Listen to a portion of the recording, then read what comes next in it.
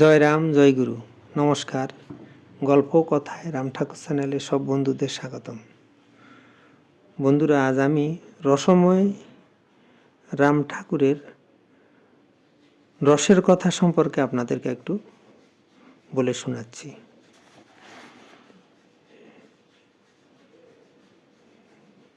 রস যেথা নাই সেথা যত কিছু খোঁচা, মরুভূমে জন্মে শুধু কাঁটা গাছ বোঁচা।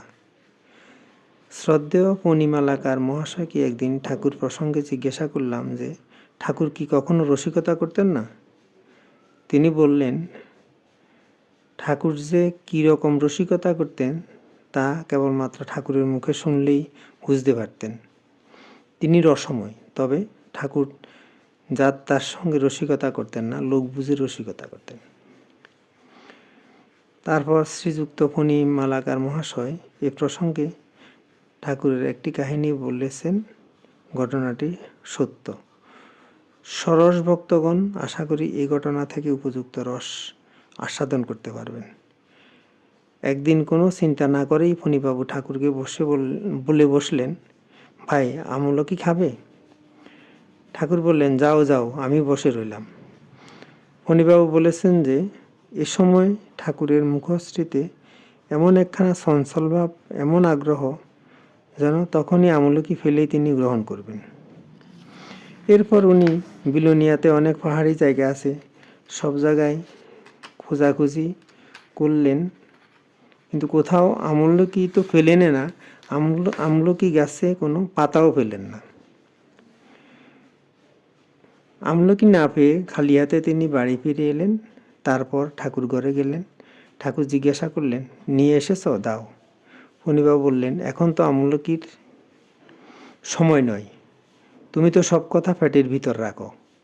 একটা মা থাকলে সব জেনে নিতাম। ঠাকুর বললেন, একটা মা জোগাড় করো না।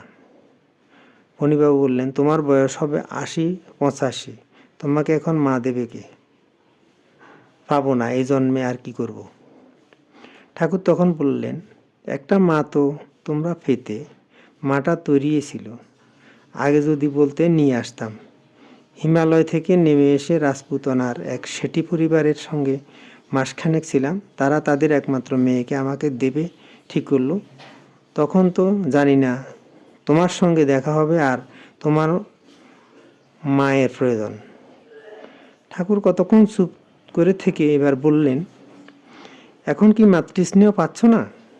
জানো, অন্নপূর্ণা কি শিবনাথ, কি ব্রজনাথ, ইনিয়ে রাম সীতা, কি রাধাকৃষ্ণ, ইনিয়ে ভগবান, ইনিয়ে আমি। ফণিবাবু চমকে উঠে বললেন, বাপরে। এরপর ঠাকুর ফণিবাবুকে বললেন, তোমাকে বোধহয় কেউ ডাকছে, যাও না।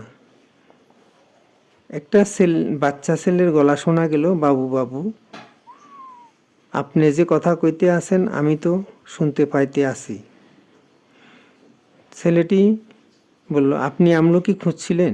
ফণিবাবু বললেন, আমি যে আমলকি খুঁজেছি তা তুমি জানলে কি করে? ছেলেটি বলল, মজুমদারদের আমলকি গাছে উঠেছিলেন শুনেছিলাম, পাইছেন বাবু? ফণিবাবু বললেন, না, বাগানেও খুঁজেছি। তখন ছেলেটি বলল, প্রয়োজন আপনার দেখছি আমি, এখন এই আমলকিগুলি কিসে নিবেন নেন।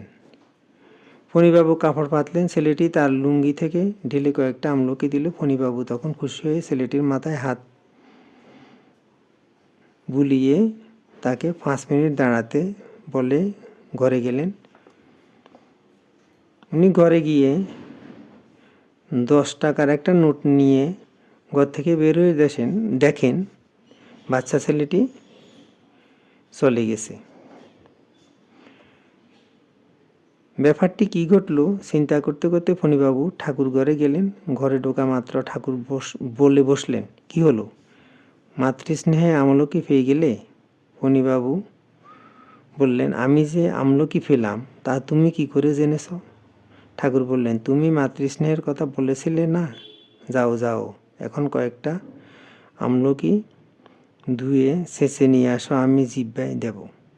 ফণিমালাকার মহাশয় ঘটনাটি শেষ করে বললেন, ঠাকুর এ ধরনের অর্থপূর্ণ সুন্দর সুন্দর রসিকতা করতেন। বন্ধুরা, এখন আমি একটি ঠাকুরের বাণী পড়ে আপনাদেরকে শোনাই। ঠাকুর বলেছেন, প্রারব্ধের কর্ম যাহা ভাগ্যে ফলিত হয়, তাহা দিকে লক্ষ্য করিয়া বিশেষ ফল নাই। দিবানিশি হরির নামে রত থাকিলে আপনা হইতেই তিনি উদ্ধার করিয়া থাকেন। ন্যায় অন্যায় লোকের দেখিবে না, আপনার ভাগেই সকল ভালো মন্দ জুটিতেছে, কাহারও ভালো মন্দ কেউ দিতে পারে না, সকলই ভাগ্য। অতএব দিবানিশি হরিনামে সত্য। বন্ধুরা, আজ এ পর্যন্তই। আগামী দিন আবার শ্রী শ্রী ঠাকুর সম্পর্কে গল্প বাণী নিয়ে আপনাদের সাথে থাকব।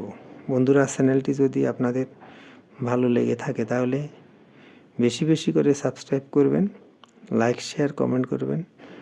ধন্যবাদ, ভালো থাকবেন। জয় গোবিন্দ, গুরু কৃপাই কেবলম।